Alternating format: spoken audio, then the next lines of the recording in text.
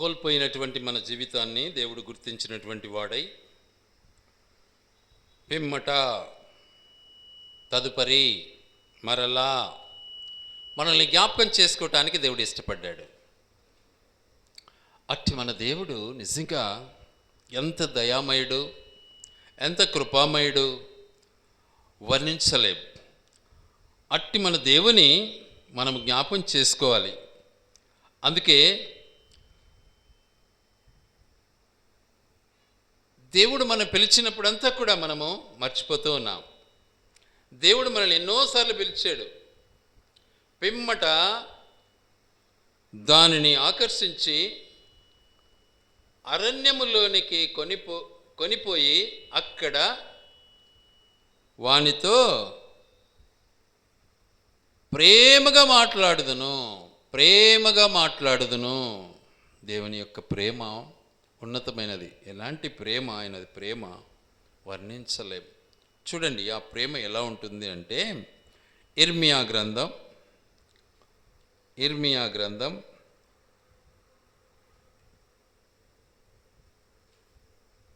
31వ అధ్యాయం 3వ వచనం. చాలా కాలము క్రిందట యెహోవా వాక్కు ప్రత్యక్షమై ఇట్లా నేను శాశ్వతమైన ప్రేమతో నేను నిన్ను ప్రేమించుచున్నాను గనుక విడువక నీ ఎడల కృప చూపుచున్నాను. ఎంత గొప్ప దేవుడు! ఎలాంటి ప్రేమ ఇది! శాశ్వతమైనటువంటి ప్రేమ. అయితే ఈ రోజుల్లో ఉండే ప్రేమ ఎలా ఉంటుంది అంటే తాత్కాలికపు ప్రేమ, డబ్బు ఉన్నంత వరకు ప్రేమ. అబ్బా, ఏదైనా సహాయం చేసినప్పుడు మాత్రమే ప్రేమ. ఆ తర్వాత ఏదైనా ఒక రాబడి దొరికింది అంటేనే ప్రేమ, లేకుంటే ప్రేమ కాదు, శత్రువే. అలాంటి ప్రేమ ఈనాడు. కానీ మన దేవుడు ఎలాంటి ప్రేమ? శాశ్వతమైనటువంటి ప్రేమ. ఎందుకంటే ఆయన పిలచినా మనం వినలే, అయినా మనల్ని ప్రేమిస్తూ ఉన్నాడు. సామెతల గ్రంథం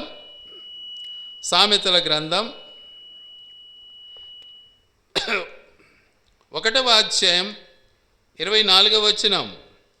నేను పిలువగా మీరు వినకపోతిరి, నా చెయ్యి చాపగా ఎవరును లక్ష్య పెట్టకపోయిరి.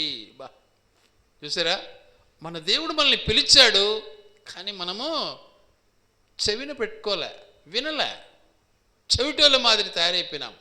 ఈరోజు కూడా మన పరిస్థితి అదే. భయంకరమైనటువంటి నీచమైనటువంటి తలంపులు కలిగి మనము దేవుని స్వరాన్ని వినక, దేవుని మాటకు లోబడక, దేవుని పిలుపును వినక మన జీవితాలను మనమే ఏదో మాకు తెలుసు అన్నటువంటి స్వనీతితో, స్వబుద్ధితో, స్వభావముతో మనము నిజంగా గర్విష్ఠులమైపోతున్నాం. అయినా మన దేవుడు మనల్ని ఏం చేస్తున్నాడు? ఆయనను మనల్ని పిలుస్తూ ఉన్నాడు. ఆయనను ఏమన్నాడు? అట్లుండగా పిమ్మట అయినా కూడా ఏం చేస్తున్నాడు? పిలవాలని ఇష్టపడుతున్నాడు, ప్రేమించాలని ఇష్టపడుతున్నాడు. మన పట్ల తన ప్రేమ ఎందుకు ఆయన మన పట్ల ప్రేమను కలిగి ఉన్నాడు అంటే ఆయన చేసినటువంటి గొప్ప నిబంధన. మాట మారని దేవుడు మన దేవుడు, మాట తప్పని దేవుడు, చేసిన వాగ్దానాన్ని సంపూర్ణంగా నెరవేర్చే దేవుడు. ద్వితీయోపదేశ కాండము 7వ అధ్యాయము 8వ వచనం. ద్వితీయోపదేశ కాండము 7వ అధ్యాయము 8వ వచనం చదువుకుందాం. అయితే యెహోవా మిమ్మును ప్రేమించువాడు గనుకను తాను మీ తండ్రులకు చేసిన ప్రమాణమును నెరవేర్చువాడు గనుకను యెహోవా బాహుబలము చేత మిమ్మును రప్పించి దాసుల గృహములో నుండి ఐగుప్తు రాజైన ఫరో చేతిలో నుండి మిమ్మును విడిపించును. కాబట్టి మీ దేవుడని యెహోవా తానే దేవుడనియు తన్ను ప్రేమించి తన ఆజ్ఞలను అనుసరించి నడుచుకుని వారికి తన నిబంధనను స్థిరపరచువాడును, 1000 తరముల వరకు కృపచూపువాడును, నమ్మదగిన దేవుడుననియు తన్ను ద్వేషించు వారిలో ప్రతి వారిని బహిరంగముగా నశింపచేయుటకు వానికి దండన వాడునై నీవు తెలుసుకొనవలెను. ఆయన తన్ను ద్వేషించు వారిని విషయము ఆలస్యము చేయక బహిరంగముగా వారికి దండన విధించును. కాబట్టి నేడు నేను నీకు ఆజ్ఞాపించు ధర్మము అనగా విధులను కట్టడలను నీవు అనుసరించి నడుచుకొనవలెను. ధర్మమును కట్టడలు మనకన్నీ కూడా వ్రాసి పెట్టాడు మన దేవుడు. ఈరోజు మనుషులు అనుకుంటున్నారు ఈ కట్టడలు, ఈ యొక్క ఆజ్ఞలు ఇవన్నీ కూడా మనం తయారు చేసినాం. కాదు, ఇవన్నీ నాడే దేవుడు తయారు చేసి పెట్టాడు. ఎప్పుడు? ప్రపంచము ప్రారంభించినప్పుడే. మీరు వినకుండా ఉన్నారు, అయినా కూడా మిమ్మల్ని నేను ఎలా ప్రేమిస్తున్నాను? శాశ్వతమైనటువంటి ప్రేమతో మిమ్మల్ని ప్రేమిస్తూ ఉన్నాను. కాబట్టి నా బాహుబలము చేత ఏం చేశాను? మిమ్మల్ని ఐగుప్తు బానిసత్వం నుంచి బయటికి తీసుకొచ్చాను. ఎక్కడున్నాను? పాపం అనే బానిసగా ఉన్నావు. దిగజారిపోయినటువంటి చీకటి జీవితాన్ని అనుభవిస్తూ నీ జీవితంలో వెలుతురు లేనటువంటి బ్రతుకు. అలాంటి పరిస్థితిలో దేవుడు నిన్ను ఏం చేశాడు? బయటికి తీసుకురావాలని ఇష్టపడ్డాడు. నీకు స్వతంత్రం ఇవ్వాలని ఇష్టపడ్డాడు. ఆ బానిసత్వం నుంచి విడిపించాలని ఇష్టపడ్డాడు. నేడు ఆ బానిసత్వం నుంచి విడిపోయినటువంటి మనల్ని మరలా బానిసత్వంలోనికి చేర్చాలని సాతానుడు వెంటాడుతూ ఉన్నాడు. సాతానుకు సిగ్గు కలుగును గాక, సైతాను పారిపోవును గాక. దేవుడు కాపాడిన మనము, దేవుని చేత బానిసత్వం నుంచి విడిపించబడినటువంటి మనము మరలా బానిసగా జీవించటం అసంభవం. ఇవ్వబడినటువంటి స్వాతంత్రాన్ని వినియోగించుకోవటం మన ధర్మం. అది దేవుని ఆజ్ఞ, అది దేవుని చిత్తం. కాబట్టి దేవుడు మన కొరకు ఏం చేశాడు? ఐగుప్తు నుంచి, దాస్యపు గృహము నుంచి, బానిసత్వము నుంచి, పనికిరాని జీవితం నుంచి, వెలివేయబడినటువంటి జీవితం నుంచి మనల్ని బయటికి తెచ్చాడు. ఎలా తెచ్చాడు? హద్దు దాటించాడు. ఎలా తెచ్చాడు? ఎర్ర సముద్రాన్ని దాటించాడు. ఎలా తెచ్చాడు? యొర్దాను నది దాటించాడు. వీటన్నిటిని దాటి కనానులోనికి నడిపించాడు మన దేవుడు. రక్షణ ఇచ్చాడు మన దేవుడు. కనాను యొక్క జీవితం ఎలా ఉంది అంటే అద్భుతం, ఆశ్చర్యం. ఎవరు చేయలేరు ఆ పని. అందుకే ఏం చేశాడు ఆయన? యోహాను సువార్త 3వ అధ్యాయం 16వ వచనం. యోహాను సువార్త 3వ అధ్యాయం 16వ వచనం.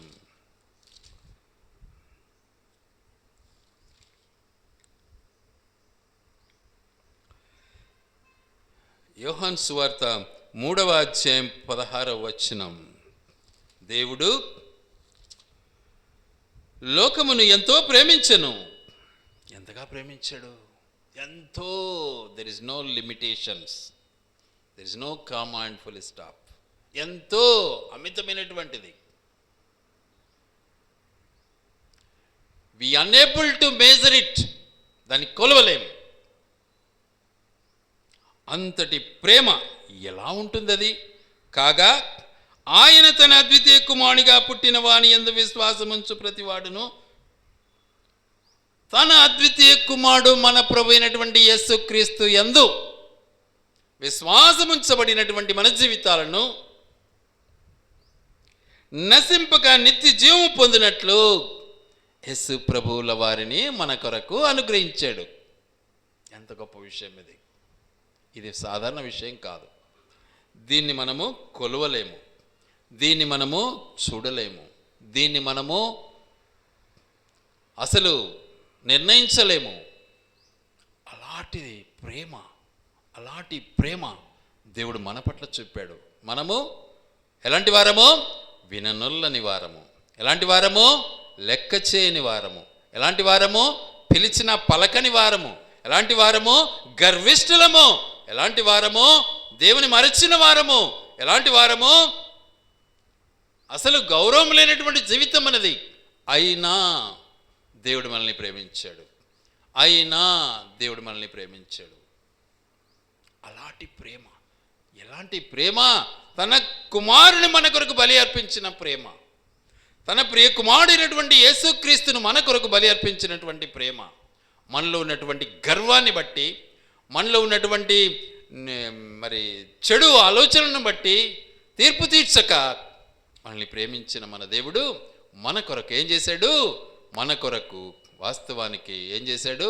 తన ప్రియ కుమారుని బలి అర్పించాలని ఇష్టపడ్డాడు. కారణం, ఆయన మాట ఇచ్చాడు, వాగ్దానం ఇచ్చాడు. ఆ మాట మేరకు మనల్ని రక్షించాలని ఇష్టపడ్డాడు. గనుక ఆ ప్రేమలో మనము శాశ్వతమైనటువంటి ప్రేమను పొంది శాశ్వతమైనటువంటి లోకానికి మనం వెళ్ళాలి. మనం ఉన్నటువంటి మన స్వగ్రామము, మన స్వంత దేశము, మన స్వంత ఇల్లు ఇక్కడ లేదు. ఇది 4 రోజుల ముచ్చట, ఇది 4 గోడల జీవితము, ఇది క్షణభంగురము లాంటి జీవితం. కానీ నిత్యత్వం మన ప్రభువులో మనకున్నటువంటి పరలోక రాజ్యమే. గనుక అక్కడ మనం చేరాలి అని దేవుడు ఇష్టపడినటువంటి వాడై ఏం చేశాడు? మన కొరకు తన ప్రేమను వెల్లపరచడానికి అద్భుతమైనటువంటి ప్రక్రియను మన ముందు పెట్టాడు. నంబర్ 1, బానిసత్వం నుంచి విడిపించాడు. నంబర్ 2, ఐగుప్తు దేశం నుంచి బయటికి తెచ్చాడు. నంబర్ 3, ఎర్ర సముద్రాన్ని దాటించాడు. నంబర్ 4, అడవిలో మనకు ట్రైనింగ్ ఇచ్చాడు, నేర్పించాడు. నంబర్ 5, యోర్దాను నది దాటించాడు. నంబర్ 6, కనానులోనికి నడిపించాడు. నంబర్ 7, మన ప్రభు అయిన యేసుక్రీస్తును మన కొరకు అప్పగించాడు. ఎన్ని గొప్ప కార్యాలు మన ప్రభు చేశాడు మన కొరకు. మనకేమైనా జ్ఞాపకం ఉంటుందా? అన్నీ మర్చిపోతాం మనము. కోపము, ఆవేశము, ఇహ సంబంధమైనటువంటి ఆలోచన, అసూయ, వీటితో మనం చచ్చిపోతూ ఉన్నాం. వాటిని ఇంకనైనా విడిచిపెట్టమా? మన దేవుడు వాటన్నిటినీ జ్ఞాపకం చేసుకొనక మరలా మనల్ని కట్టాలని ఇష్టపడ్డాడు. He wanted to restore us. మరలా కట్టాలని ఇష్టపడ్డాడు, మరలా మనల్ని సరిచేయాలని ఇష్టపడ్డాడు. అందుకే తన ప్రియ కుమారుడైనటువంటి యేసుక్రీస్తు వారిని మన కొరకు ఈ లోకానికి పంపాడు. ఎంతగా మన జీవితాన్ని మనము గ్రహించాలో మన దేవుడు మనకు వర్ణిస్తూ ఉంటాడు. చూడండి దయించి యోహాను సువార్త 16వ అధ్యాయము 27వ వచనం. యోహాను సువార్త 16వ అధ్యాయం 27వ వచనం.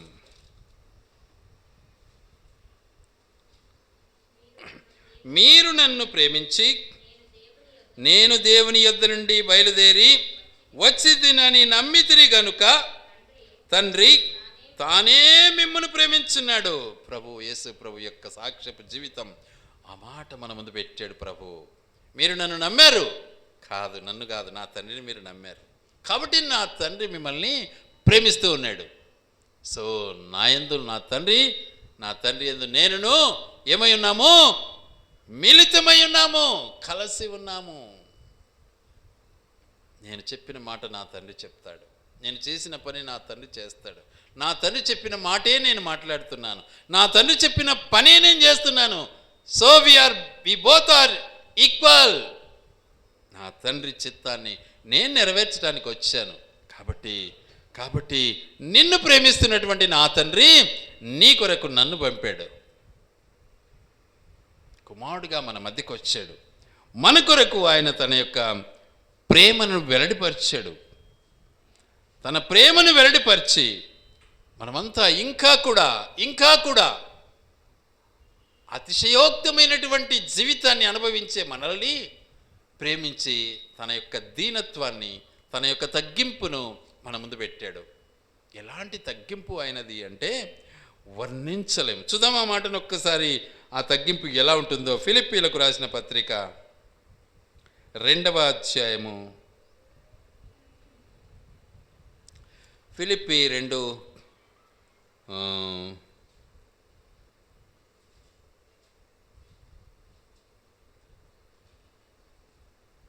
6-7 వచనాలు చదువుకుందాం. ఆయన దేవుని స్వరూపము కలిగిన వాడై ఉండి దేవునితో సమానముగా నుండుట విడిచిపెట్టకూడని భాగ్యముని ఎంచుకొనలేదు. బాగినాలి మాటను. ఆయన ఎలాంటి వాడు? దేవుని స్వరూపము కలిగిన వాడు. మనిషి ఎలాంటి వాడు? జంతువు స్వరూపమా మనిషిదేమన్నా? కాదు, దేవుని స్వరూపమే. మనిషి మర్చిపోతున్నాడు, దేవునే మర్చిపోయినాడు. ఇంకా మనిషి ఏం జ్ఞాపకం ఉంటాడు మనకు? మన స్వరూపం కూడా ఆయనదే. చాలా చక్కగా మొట్టమొదటి అధ్యాయంలో మనం వింటాం ఆది కాండంలో. మన స్వరూపమును బట్టి మనిషిని తయారు చేస్తాము అని మొట్టమొదట 1వ అధ్యాయం 28వ వచనంలో చాలా స్పష్టంగా మాట్లాడాడు దేవుడు. 27లో. కాబట్టి ఆ స్వరూపాన్ని కలిగినటువంటి మనిషిని మనమని గుర్తించినటువంటి మన దేవుడు, ఆయనే మనల్ని తయారు చేశాడు కనుక ఆయన అంటున్నటువంటి మాట ఏంటంటే, ఆయన దేవుని స్వరూపము కలిగిన వాడై ఉండి, మనిషి స్వరూపము దేవుని స్వరూపము బోత్ ఆర్ ఈక్వల్ ఉండి ఏం చేశాడు? దేవునితో సమానముగా ఉండుట విడిచిపెట్టకూడని భాగ్యమని ఎంచుకొనలేదు. కుమారుడుగా తండ్రితోనే ఉండాలి కదా అనుకోలే. Don't care. కారణం తన వాగ్దానాన్ని నెరవేర్చాలి గనుక, తనిచ్చిన మాటను నెరవేర్చాలి గనుక. కాబట్టి ఏం చేశాడు? మనుషుల పోలికగా పుట్టి దాసుని స్వరూపమును ధరించుకొని తన్ను తానే రిక్తునిగా చేసుకున్నాడు. మనము ఓనర్లం అంటాం. మనం ఎవరము? ఓనర్లం. కాళ్ళలో ఎగిలేస్తాం ఇట్లా. మనమంతా దాసులం కాదు, మనమంతా ఓనర్లం. ఎంత గర్వం మనకు! గర్వించి పాపాన్ని పెంచుకొని నరకానికి సిద్ధమవుతున్నాం మనం.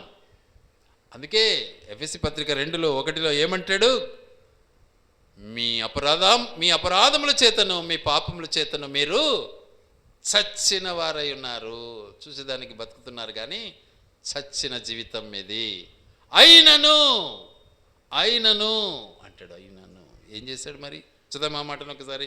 ఎఫెసీ పత్రిక 2వ అధ్యాయం 5వ వచనం. అయినను దేవుడి కరుణా సంపన్నుడై ఉండి మనము మన అపరాధముల చేత చచ్చిన వారమై ఉండినప్పుడు సైతము మన ఎడల చూపిన తన మహాప్రేమ చేత మనలను క్రీస్తుతో కూడా బ్రతికించను. కృపచేత మీరు రక్షింపబడి ఉన్నారు. మహాప్రేమ, అబ్బా అమితమైన ప్రేమ. పోనీలే సావనీలే అనుకోలే. మనమైతే అనుకుంటాం ఏమంతా వాళ్ళు ఏమైనా మనకేమైనా పెట్టినారా అంటాం కదా. మనకుండే నీచపు గుణం అది, మనకుండే దరిద్రపు గుణం అది. మనం ఎందుకు చేయాలా అంటాం. కానీ మనం ఎవరిని బట్టి చేయాలి? మన దేవుడైన యేసు క్రీస్తు ప్రభుని బట్టి చేయాలి.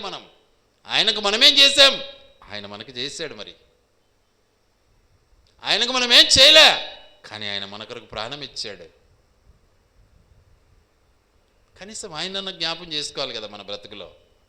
కాబట్టి ఎంతటి దరిద్రపు జీవితం జీవించినా కూడా మన దేవుడు మనల్ని ప్రేమించాడు. మరలా తయారు చేయాలి, మరలా మనల్ని సిద్ధం చేయాలి, మరలా మనం పరలోక రాజ్యానికి సిద్ధపడాలి అని తయారు చేయడానికి ఇష్టపడ్డాడు. గనుక దేవుడు తన యొక్క ఉన్నతమైనటువంటి ఆశయాన్ని మన పట్ల నెరవేర్చడానికి ఏమంటున్నాడు? క్రీస్తుతో కూడా మనల్ని బ్రతికించాలి అని ఇష్టపడ్డాడు. ఎలాంటిది? అది అద్భుతమైనటువంటి ప్రేమ.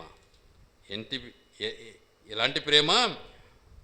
మన ఎడల చూపిన తన మహాప్రేమ, ప్రాణమిచ్చినంత ప్రేమ. ప్రాణమిచ్చేశాడు. మనము డబ్బిస్తే ప్రేమిస్తాం, ఏదన్నా ఇస్తే ప్రేమిస్తాం. మన దగ్గర డబ్బులుంటే ఇంకొకరిని మనము డబ్బులు ఉన్న వాళ్ళని ప్రేమిస్తాం, డబ్బు లేని వాళ్ళని ప్రేమించాం. మనకున్నటువంటి దరిద్ర బుద్ధిది. కానీ మన దేవుడు అట్లా కాదు. ఆయనకు మనం ఏమి ఇవ్వలేం, అయినా మనల్ని ప్రేమిస్తూ ఉన్నాడు. ఆయన మనకు సమస్తం ఇస్తున్నాడు, కానీ మనం ఆయన కేర్ చేయలే, ఆయన మనం లెక్కలో వేసుకోలే, అయినా మనల్ని ప్రేమిస్తూ ఉన్నాడు. ఇది క్రైస్తవ జీవితం. అందుకే 5వ వచనంలో ఏమంటాడు? ఫిలిప్పీ 2:5 మీరు క్రీస్తు యేసునకు కలిగిన ఈ మనస్సు కలిగి ఉండండి అంటాడు. ఈ మనస్సు, ఈ హృదయాన్ని సంపాదించుకోండి. ఈ మనస్సును మీరు కలిగి ఉన్నట్లయితే క్రీస్తు బిడ్డలవుతారు, క్రీస్తు ప్రేమను అనుభవించిన వారు అవుతారు. ఎందుకంటే ఆయన నిన్ను ప్రేమిస్తూ ఉన్నాడు.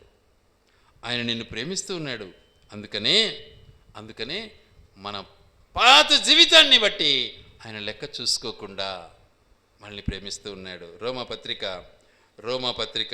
5వ అధ్యాయం 8వ వచనం. రోమాపత్రిక 5వ అధ్యాయం 8వ వచనం. మీరు అయితే దేవుడు మన ఎడల తన ప్రేమను వెల్లడిపరచుచున్నాడు. ఎట్లనగా ఎట్లున్నామంట మనము? ఇంకా కూడా పాపపు స్థితే మన బతుకు, ఇంకా నీచమైన బ్రతుకే మన బ్రతుకు, ఇంకా అసూయతోనే జీవిస్తూ ఉన్నాం, ఇంకా భయంకరంగా జీవిస్తూ ఉన్నాం. ఎప్పుడు వస్తుంది మనకు క్రీస్తు మనస్సు? ఇక సమయం దగ్గరికి వచ్చింది. భయంకరమైనటువంటి యుద్ధాలు ప్రారంభమైపోయినాయి, మతభేదాలు ఎక్కువైపోయినాయి, మత ఛాందస్యవాదులు ఎక్కువైపోయినారు. క్రీస్తు బిడలు అంటే చంపడానికి ఇష్టపడుతున్నారు. ఎంతోమందిని చంపేశారు, చంపుతూ ఉన్నారు, మందిరాలు పడగొడుతూ ఉన్నారు. దేవుని రాజ్యం సమీపిస్తూ ఉంది. నన్ను ద్వేషించారు కాబట్టి నిన్ను ద్వేషిస్తారు, బాధపడద్దు, నిన్ను కాదు వాడు ద్వేషించేది, నన్ను అంటాడు మన దేవుడు. కాబట్టి ఆయన కొరకు మనం జీవించే వరంగా ఈ లోకయాత్రలో నిత్యత్వాన్ని పొందాలి. ఈ లోకంలోనే మనం ఆ టికెట్ తీసుకోవాలి. ఆ టికెట్ లేకుండా మనమైతే అక్కడికి ప్రయాణం చేయలేము. నేర్చుకోవాలి. గనుక మనము ఇంకనూ పాపులమై ఉండగా క్రీస్తు మన కొరకు తన ప్రాణమిచ్చాడు. క్రీస్తు మన కొరకు తన ప్రాణమిచ్చాడు. యోహాను మొదటి పత్రిక 3వ అధ్యాయం 1వ వచనం. యోహాను మొదటి పత్రిక 3వ అధ్యాయం 1వ వచనం. మనము దేవుని పిల్లలమని పిలువబడినట్లు తండ్రి మనకెట్టి ప్రేమను అనుగ్రహించను. చూసారా? ఎట్టి ప్రేమ, ప్రాణమిచ్చునంత ప్రేమ. ఎట్టి ప్రేమ, శాశ్వతమైనటువంటి ప్రేమ. ఎట్టి ప్రేమ, వాడబారని ప్రేమ. ఎట్టి ప్రేమ, మలినము లేనటువంటి ప్రేమ, స్వచ్ఛమైన ప్రేమ. ఎట్టి ప్రేమ, పరిశుద్ధమైనటువంటి ప్రేమ, పవిత్రమైనటువంటి ప్రేమ, శత్రువును ప్రేమించే ప్రేమ. ఎట్టి ప్రేమను చూపించను చూడండి అంటాడు. చూద్దాం ఆ మాటను కంటిన్యూ. మనము దేవుని పిల్లలమే, ఈ హేతువు చేత లోకము మనలను ఎరుగదు. ఎలా అనగా ఎంత క్లియర్గా ఉంది. ఈరోజు నిజంగా క్రైస్తవుల పైన జరుగుతున్నటువంటి ఈ భయంకరమైనటువంటి దాడులు కారణం యేసు ప్రభుని ఎరగలే వాళ్ళు. ఇంకా ఎరిగితే నోరెత్తలేరు, ఎరిగితే విరుద్ధంగా మాట్లాడలేరు, ఎరిగితే ప్రేమను రుచి చూస్తే వాడు తప్పు పని చేయడు. కానీ ఆ ప్రేమ వాళ్ళకి అవసరం లేదు. వాళ్ళకి కావాల్సిన ప్రేమ ఏంటి? డబ్బు. డబ్బు ఎవడిస్తే వాని మాట, అంతే. కానీ డబ్బు నిన్ను పరలోకం చేరుస్తుందా? చేర్చదు. Except Jesus Christ. యేసు ప్రభు ఒక్కడే నిన్ను పరలోకం చేర్చాలి. ఇక ఎవ్వరు కూడా నిన్ను చేర్చలేరు. ఇంపాసిబుల్. కాబట్టి దేవుడు నిజంగా మన పట్ల తన అమూల్యమైనటువంటి సత్యాలను బయలుపరుస్తూ ఉన్నాడు. చూడండి 4వ అధ్యాయం 9వ వచనం. అక్కడే మనము ఆయన ద్వారా జీవించినట్లు దేవుడు తన అద్వితీయ కుమారుని లోకములోనికి పంపెను. చూసారా? ఆయన ద్వారా మనం జీవించాలి కాబట్టి ఆయన మన దగ్గరికి పంపాడు. ఆయన పరిశుద్ధుడు. ఆయనే తప్పు చేశాడు. తప్పు ఆయనలో ఉందని ఎవడైనా ఈ లోకములో ఎవడైనా సరే నిరూపించగలడా అని ఛాలెంజ్ చేశాడు యేసు ప్రభు. అలా ఛాలెంజ్ చేసిన వాళ్ళలో ఈ లోక యాత్రలో ఏ ఒక్కడు కూడా లేడు ఎక్సెప్ట్ జీసస్. అట్టి దేవుడు మన దేవుడు. అట్టి ప్రేమను మనకు చూపించాడు మన దేవుడు. మనము వినకపోయినా సరే మనల్ని ప్రేమిస్తూ ఉన్నాడు. ఈరోజు కూడా ప్రేమిస్తూ ఉన్నాడు. ఇప్పుడు కూడా ప్రేమిస్తూనే ఉన్నాడు. మనతో మాట్లాడుతూనే ఉన్నాడు. గనుక ఏం చేయాలి మరి? మనము ఆకర్షించబడినటువంటి జీవితాన్ని అనుభవించడానికి సిద్ధపడాలి. అందుకే వాక్యం ఏమంటుంది అంటే పరమగీతములు 1:4. పరమగీతములు 1:4.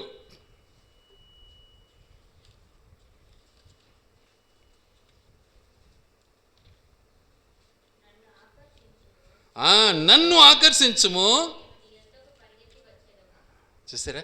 నన్ను ఆకర్షించుము, మేము నీ యొద్దకు. ఆకర్షణ కావాలి మనకు. ఆకర్షణ అవసరం. పాలిటిక్స్ నిన్న ఒక న్యూస్ వింటా ఉంటే అది ఇప్పుడు వద్దులేండి. ఎందుకంటే ఆ ఆకర్షణ ఎలా ఉంటుంది అంటే, ఇనుము దగ్గర మ్యాగ్నెట్ పెట్టినామంటే ఇనుము ఏమవుతుంది? మ్యాగ్నెట్కు అతుక్కపోతుంది అనమాట. అట్లా యేసుక్రీస్తు ప్రభు యొక్క ప్రేమను మనం రుచి చూస్తే అతక్కపోతాం. కాబట్టి నన్ను ఆకర్షించు. You should have the magnetic power. అప్పుడు రాజు తన అంతఃపురములోనికి నన్ను చేర్చుకొనెను. నిన్ను బట్టి మేము సంతోషించి ఉత్సహించెదము. ద్రాక్షారసము కన్నా నీ ప్రేమను ఎక్కువగా స్మరించెదము. యథార్థమైన మనస్సుతో వారు నిన్ను ప్రేమించుచున్నాను. సరే, యథార్థమైనటువంటి హృదయం కావాలి మనకు.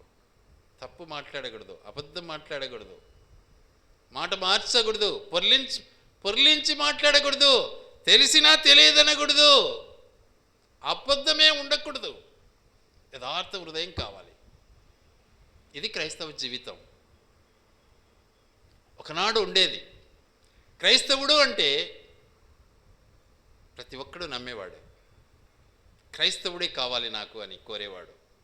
ఒకరోజు గతంలో, నా చిన్నతనంలో నేను చూసినంతట్లో. కానీ ఈరోజు క్రైస్తవుడు అంటే వీడు వెలివేయబడినవాడు, వీడు దరిద్రుడు, వీని మళ్ళీ ఆనబెట్టు, క్రైస్తవత్వం పుచ్చుకుంటే వీడు అసలు పనికిరాడు, దేశానికి వీడు ద్రోహి అంటున్నారు. కాదు, క్రైస్తవుడు ఎప్పటికీ ఎవరికి ద్రోహి కాడు. క్రైస్తవుడు ప్రతి ఒక్కరికి ఉపయోగకారి. యేసు ప్రభు అందరికీ దేవుడు. కాబట్టి దేవుని యొక్క ఉద్దేశము ఆకర్షించము. మేము నీ యొద్దకు పరుగెత్తి వచ్చేదము. రాజు తన అంతఃపురములోనికి నన్ను చేర్చుకొనెను.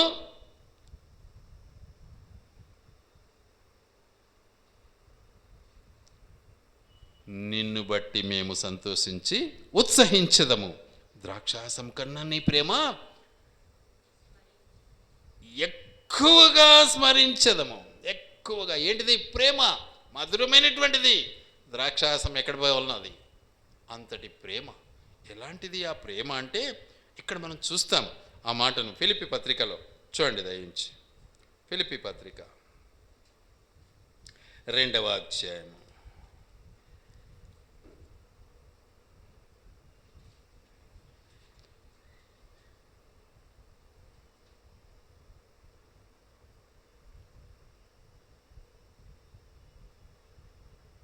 7-8 చదువుకుందాం. మనుష్యుల పోలికగా పుట్టి దాసుని స్వరూపమును ధరించుకొని తన్ను తానే రిక్తునిగా చేసుకొనెను. మరియు ఆయన ఆకారమందు మనుష్యుడిగా కనబడి మరణము పొందినంతగా, అనగా సిలువ మరణము పొందినంతగా విధేయత చూపిన వాడై తను తాను తగ్గించుకొనెను. చూసారా ఎంతవరకు? సిలువ మరణము పొందినంతగా తగ్గించుకున్నాడు. సిలువ మరణము పొందినంతగా తగ్గించుకున్నాడు. మన పరిస్థితి ఏంటి? మనలా తగ్గింపు ఉందా? గర్విస్తాం. మనకు గర్వం ఎక్కువ ఉంది, అహం ఎక్కువ ఉంది, లెక్కలేనితనం ఎక్కువ ఉంది. ఎలా దేవుని బిడ్డలం అవుతాం మనం? సైతాను బిడ్డలం కాదా? కాబట్టి అయినా దేవుడు మనల్ని ప్రేమించి మన కొరకు తన ప్రాణం ఇచ్చి మన కొరకు ఆయన చేసిన గొప్ప కార్యం ఏం చేశాడు? తానే దిగి వచ్చాడు. కుమారుడుగా మన మధ్యకు వచ్చాడు, మనిషిగా మన మధ్యకు వచ్చాడు, శరీరాకారంతో మన మధ్యకు వచ్చాడు.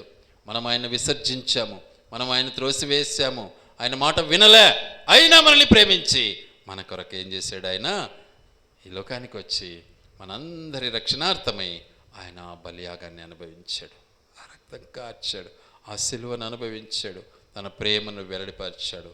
ఆ ప్రేమను మనము ఆస్వాదించి ఆనందించి ఆరాధించే వారంగా మనము సిద్ధపడదాం. దేవుడి మాటలు ఆయన వెనుకడిలో దీవించి ఆశీర్వదించునుగాక.